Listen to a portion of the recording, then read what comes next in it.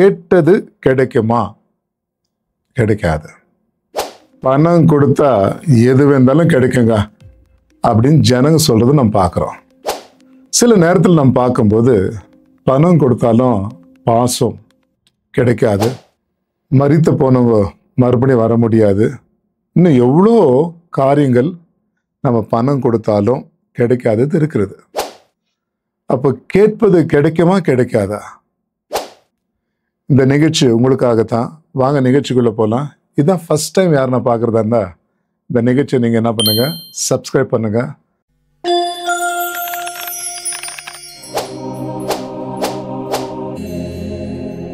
தேவ அன்பு பிள்ளைகளே, கேட்பது கிடைக்குமா? ஆதியாகமம் 22ஆம் அதிகாரம் 13ஆம் வசனத்துக்கு நம்ம பார்க்கலாம். ஒரு விஷயத்தை இங்க கவனிங்க. ஈசாக்கு போகும் வழியில ஈசாக்கும் ஆபிரகாமும் மோரியா என்ற மலையின் மேல ஏறி போறாங்க. ஏன் போறாங்கன்னா, ஆண்டவர் சொன்னார், உன்னுடைய நேசகுமாரனை கொண்டு வந்து எனக்கு பலி செலுத்துங்க. அப்போ ஆண்டவர் கொடுக்கிறார், ஆண்டவர் கேட்கிறார் இல்லையா? ஸோ ஆபிரகாம் என்ன பண்றான், தன் மகனையும் அப்போ பாருங்க விறகையும் நெருப்பும் எல்லாமே எடுத்துட்டு அவன் என்ன பண்றான், அவனை பலி செலுத்த, யாரை பலி செலுத்த? ஈசாக்க பலி செலுத்த ஆபிரகாம் அழைச்சிட்டு போறான். போகும்போது மலை மேல ஏறுறாங்க. அப்போ ஈசாக்கு கேட்குறான், அப்பா டேடி, இதோ உங்க கையில நெருப்பு இருக்கிறது, கத்தி இருக்கிறது, என் கையில விறகு இருக்கிறது, ஆட்டுக்குட்டி எங்கப்பா பலி செலுத்த அப்படின்னு கேட்கிறான். தேவன் பார்த்து கொள்ளுவாருன்னு ஆபிரகாம் ஈசாக்குக்கு சொல்றார். தேவ அன்பு பிள்ளைகளே, இங்க பாருங்க, அந்த மலைக்கு வந்த உடனே பலிபீடத்தை கட்டி விறகுங்களெல்லாம் அடக்கி அது மேல அவன் பிள்ளைய படுக்க வைக்கிறார். படுக்க வைக்கும்போது ஈசாக்கு தெரியுது நான் தான் அப்படின்னு. கத்தியை எடுத்து அப்ப என்ன பண்றான், அவனை பலி செலுத்தும் போது தேவ தூதன் வந்து, உன் பிள்ளையாண்டா மேல கை போடாத, உன்னுடைய விசுவாசத்தை நான் பார்த்தேன், நீ எனக்காக எதையும் செய்கிறவர் அப்படின்னு சொல்லி உன் பிள்ளை மேல நீ கை போடாத அப்படின்னு சொல்லும்போது அங்க பாருங்க அந்த ஈசாக்க காக்கப்படுகிறார். ஆனாலும் பாருங்க ஆபிரகாமுக்கு ஒரு வருத்தம்.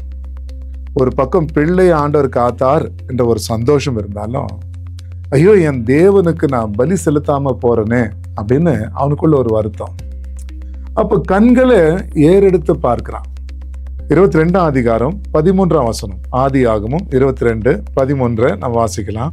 ஆபிரகாம் தன் கண்களை ஏறெடுத்து பார்க்கும்போது இதோ பின்புறத்திலே தன் கொம்புகள் சிக்கிக் கொண்டிருந்த ஒரு ஆட்டு கடாவை கண்டான். அப்பொழுது ஆபிரகாம் போய் கடாவை பிடித்து அதை தன் குமாரனுக்கு பதிலாக தகன பலி இட்டான்.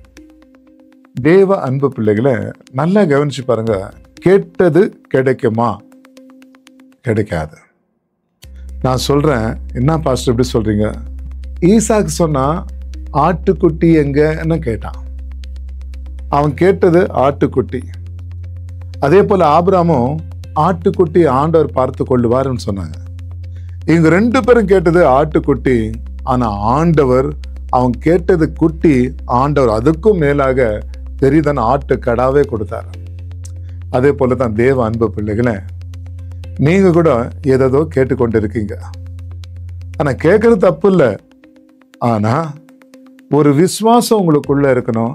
நான் தேவனுடைய சாயலா இருக்கிறேன், தேவன் தான் எங்க அப்பா, அவர் எனக்கு எல்லாமே கொடுப்பார் என்ற ஒரு விசுவாசம் உங்களுக்குள்ள இருந்தா கண்டிப்பா நான் சொல்றேன், நீங்க கேட்பதுக்கு மேலாக என் தேவன் உங்களுக்கு கொடுப்பார். அதுல எந்த சந்தேகம் இல்லை. எபேசியர் 3:20 நாம் வேண்டிக் கொள்ளுவதற்கும் நினைப்பதற்கும் மிகவும் மேலாக அவர் கொடுக்கிற தேவனா இருக்கார். நீங்க நினைப்பதற்கும் வேண்டிக் கொள்வதற்கும் மேலாக என் தேவன் கொடுக்க வல்லவரா இருக்கிறார். தேவ அன்பு பிள்ளைகளே, தாவீது சொல்றான், என் கண்களை தேவனுக்கு நேராக ஏறெடுக்கிறேன். அதே போல்தான் ஆபிரகாமும் ஆண்டவருக்கு கண்களை ஏறெடுத்து பார்க்கிறான். உங்க தேவைகள் வரும்போது அங்கங்க போய் கைகளை நீட்டாதபடி, அவனை இவனை கையை வேண்டாதபடிக்கு ஆண்டவரது கைகளை ஏறெடுங்க. ஆண்டவரே, நீங்க தானே எனக்கு எல்லாமே, உண்மை நான் நம்பியிருக்கிறேன் என்று ஆண்டவர்கிட்ட உறவாடுங்க, அன்பு செலுத்துங்க. உன் இதயத்தின் வாஞ்சையை அறிந்த தேவன் நீங்க கேட்பதுக்கு மேலாக ஆண்டவர் கொடுப்பார். ஆம் தேவ அன்பு பிள்ளைகளை பாருங்க, ஒரு முறை ஒரு பிரதர் என்ன பண்ணார், பழைய வண்டி வாங்கணும் அப்படின்னு அவர் திட்டம் போட்டார். அவருக்கு பழைய வண்டி வாங்குறதுக்கு கூட அவர்கிட்ட பைசா இல்லை. அவர் ரொம்ப புலம்பிட்டு இருந்தார். அப்போ அவங்க மனைவி சின்ன ஒரு நகையை எடுத்து கொடுத்தாங்க. அதை வைத்து அதை அடமானம் வைக்கும்போது 10,000 ரூபாய் தான் கிடைச்சது. சரி, இந்த 10,000 ரூபாய் வச்சு நான் எந்த வண்டி வாங்குவேன், வண்டி இருந்தால் தானே வேலை செய்ய அப்படின்னு அவர் புலம்பி இருந்தார். ஸோ சபையில் நாங்கள் சொன்னோம், இங்கே பாரு, ஆண்டவர் பெரிய காரியங்கள் செய்கிறவர். நாம் ஒரு கேமரா வாங்க போகிறோம், முடிஞ்சவங்க, உங்களால் முடிஞ்சவங்க நீங்கள் விதைக்கலாம் அப்படின்னு நான் சொன்னேன். அவருக்கு என்ன ஆச்சோ தெரில, அவர்கிட்ட இருக்க தொகையை எடுத்து அந்த விதைச்சிட்டார். சந்தோஷமாக தான் விதைச்சார். நான் பிறகு என்ன பண்ணேன், இந்த காணிக்கைகள்லாம் எடுத்து பார்க்கும்போது அவருக்கு ஃபோன் பண்ணி நான் கேட்டேன், ஐயா நீங்கள் எதுக்கோ வச்சிருக்க பணத்தை எனக்கு நீங்கள் போட்டுக்கிறீங்க, 1000 ரூபாய் தான் ஜாஸ்தி போடுவாங்க, நீங்கள் அதிகமாக போட்டிருக்கீங்களே, 10,000 ரூபாய் போட்டிருக்கீங்களே. இல்லையா, ஆண்டவர் ராஜ்யத்தை கட்டணும், அதனால்தான் நான் வண்டிக்காக வச்சுருந்தேன், நான் விதைச்சிட்டேன் அப்படின்னாரு. பாருங்க, சரின்னு சொல்லி நானும் பாரமாக ஜெபிச்சிட்டேன். அவருக்காக நானும் பாரமாக ஜெபிச்சேன், இப்படி இருக்காங்களே அப்படின்னு. அவங்க வேலை மேலே இருக்கிற அவங்க பாஸ் அவரை அழைச்சி ஒரு புதிய வண்டியை அவருக்கு ப்ரெசென்ட் பண்ணுறார். நல்லா கவனிச்சு பாருங்க, இவர் செகண்ட் ஹேண்ட் வண்டியை இந்த 10,000 ரூபாய் தொகை கொடுத்து இஎம்ஐ கட்டலான்னு அவர் பிளான் பண்ணாரு. ஆனால் ஆண்டவர் அவருக்கு, நீ நல்லா வேலை செய்கிறப்பா, உனக்கு ஒரு வண்டியை நான் ப்ரெசென்ட் பண்ணுறேன், நீ எந்த இஎம்ஐ கட்டாத, எதுவும் கட்டாத, இது உனக்கே தான் அப்படின்னு ஒரு வண்டி அவருக்கு புதுசாக ஒரு பைக் வாங்கி கொடுத்தாரு. தேவ அன்பு பிள்ளைகளை, என் தேவன் நினைப்பதற்கும் மேலாக செய்கிற தேவன்.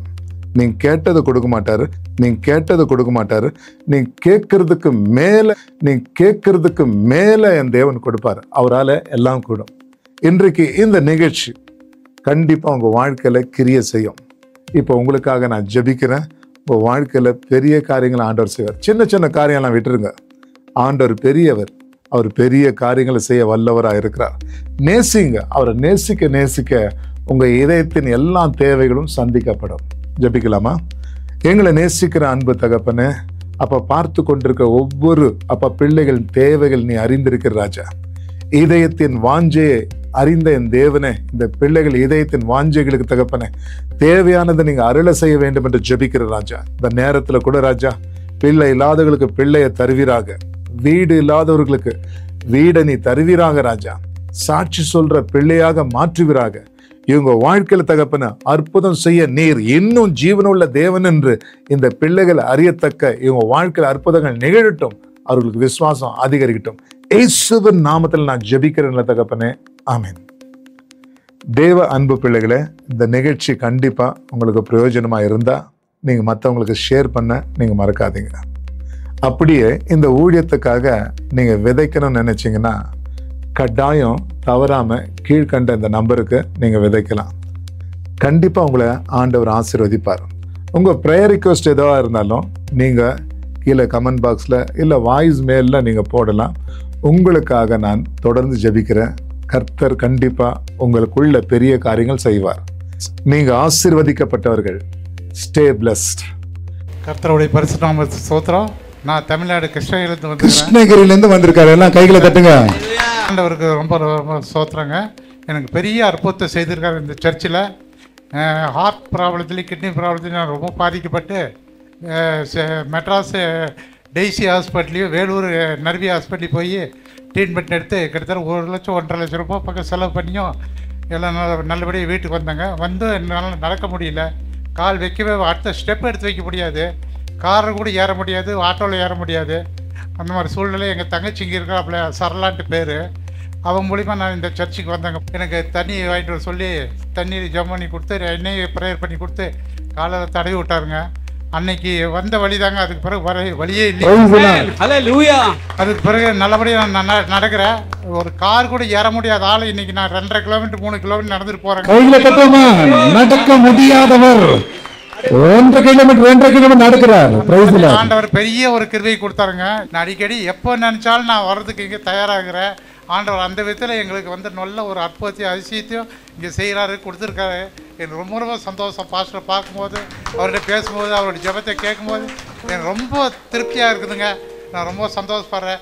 ஆண்டவருக்கு இந்த மாதிரி வாய்ப்பை கொடுத்ததுக்கு கர்த்தருக்கு நான் ரொம்ப சோதனைப்படுறேன். நன்றி கடன் செலுத்துறேன். ஆண்டவர் ஆசீர்வதிப்பாராக.